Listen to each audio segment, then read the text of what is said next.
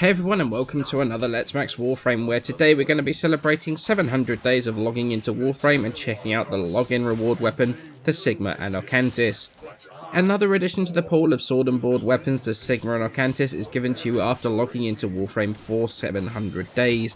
Comes with a weapon slot and a potato, so you don't have to worry about making room for it or putting a potato on it. Once you've got it in your inventory, what can you expect from it? Well, it comes with a base damage of 60, that's most of it's coming in this form of slash, a little bit of impact and puncture, making it the highest damaging non-prime sword and board in the game.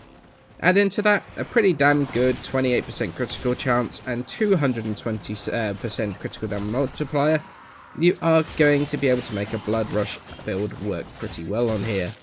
Combine that with a decent status chance of 16%, and you can make a crit and status hybrid build work with Condition Overload to really boost your damage. And that's probably the strongest combo for melee in game right now. That works especially well because it's not that slow either. 1.08 attack speed is going to really stack Blood Rush plus apply status procs quickly, and that's going to stack Condition Overload. And it really gives this weapon some real killing potential. It's also got a special mechanic as well, which is that when you're in the air and do a melee attack, it's going to throw the shield at the closest enemy, or should throw them at the closest enemy, with a certain amount of homing to it. Enemies that are hit by this take the damage of a full melee attack. However, if the enemy does not die to the hit, it will open up to a finisher. It can proc status and it can crit as well.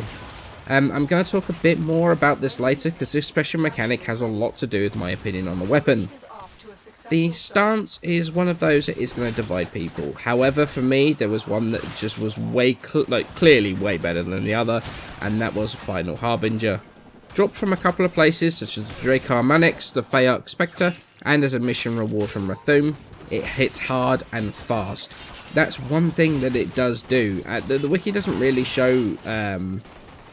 It just hits way quicker than the animations suggest. Each hit is something like 2 or 3 hits in reality. So it stacks Blood Rush super quickly, and it spams out status procs like crazy. The right click hold combo of Systemic Shred is by far my favourite one, and the time to kill between this and 11th Storm stance was huge. In my standard level 120 Eximus test, it was closer to 20 seconds to take down all 4 of the Eximus, rather than around 50 for 11th Storm. And 11th Storm has a guaranteed status proc in the stance, which helps Condition Overload. It's going to definitely be my choice of stance, despite the couple of hit animations at the start of the start of Systemic Shred being slightly derpy. You can see that first couple of hits, the first couple of derpy hits pretty often in the footage in the background. But despite that, it's definitely the one that I'm going to use. In terms of the build, it's pretty much the average crit status build these days. There's not a huge amount of variation in melee builds right now, to be perfectly honest with you all. It's got no polarity, so I added 2 Forma to it, both of them are Vs, and then went with Prime Pressure Point, Blood Rush for crit chance, Organ Shatter for crit damage, Drifting Contact for combo timer plus a bit of status chance, Condition Overload for the additional damage when you proc the status procs, and then 2 dual stat elementals. In this case, I've got viral damage on here with Vicious Frost and Virulent Scourge. Combining the slash proc that this thing puts out with the halving of health from viral, it's a build that scales insanely well. You could go with corrosive as well, that works pretty well too, but I found viral to be the best in this situation. So what do I think of the Sigma and Octantis? Honestly, I think as the title of the video suggests, it's fantastic but flawed. And this is where I wanted to talk more about that shield throw. Let's start, honestly, with what I think is good with the weapon. It looks incredible, let's be honest, the thing is fantastic looking, and whoever designed it really deserves a nice bonus for that. Not only that, but it actually performs insanely well. Check the footage now of it absolutely slaughtering these level 120 Eximus units in mere seconds. There are very few weapons that can compete with the Sigma and Octantis when it comes to straight up killing. It's the best of the sword and board weapons in terms of killing, so if you want something that is going to simply slice through enemies like butter, there are very few that do it as well as this. However, and this is where it becomes flawed, that shield throw, the thing that's supposed to set it apart from the other sword and board weapons, it just doesn't work properly. There's a reason I use Mesa in the footage. Other than Mesa being awesome and I love her as a frame, it was more for her second ability, Shooting Gallery. Half the problem with the throwing melee is the fact that there is an insane amount of enemy animation states that completely override the fact that the shield opens them up for finishes. You can see it time and time again, where the enemy just shrug it off and carry on.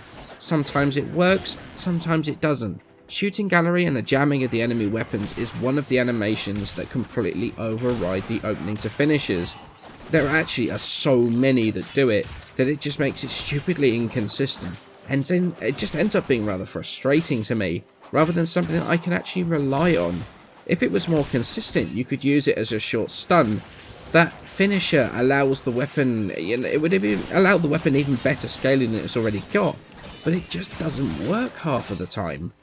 Not only that, but because it doesn't really follow where you're aiming either, I mean it kind of does, kind of vaguely, it pretty much chooses its own target.